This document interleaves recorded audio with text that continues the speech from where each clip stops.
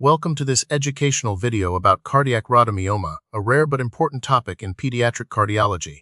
We'll explore what it is, what causes it, how it's diagnosed, and what treatment options are available. This video is intended for educational purposes and should not be considered medical advice.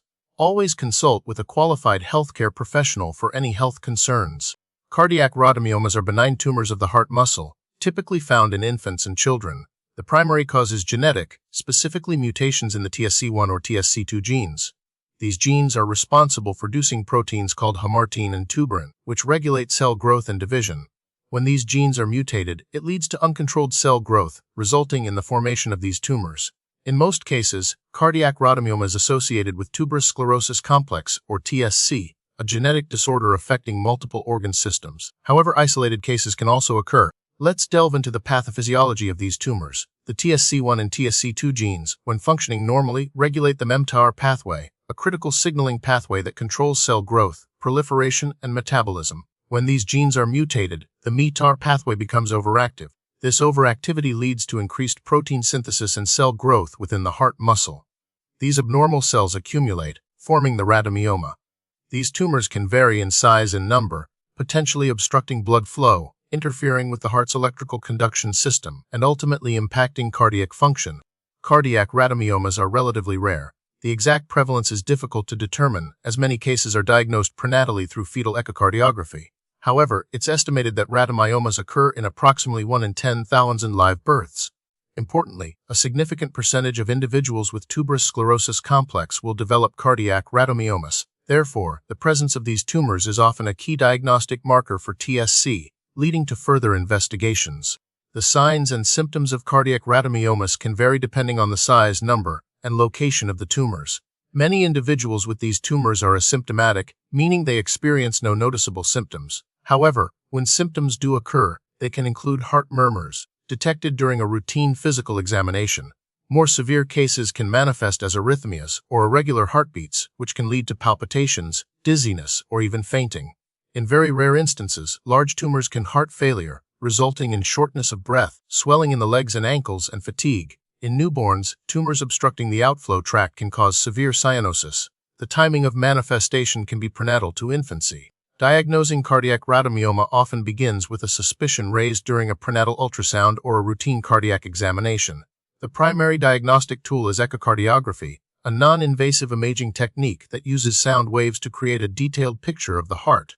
Echocardiography can visualize the size, number, and location of the tumors within the heart chambers.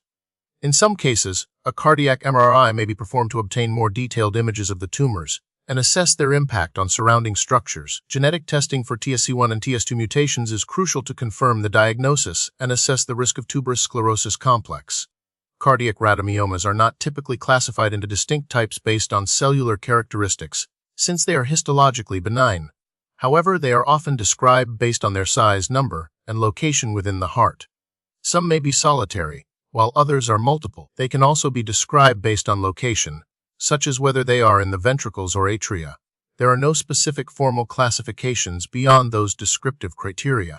The treatment and management of cardiac rhabdomyomas depend on the severity of the symptoms and the impact of the tumors on cardiac function.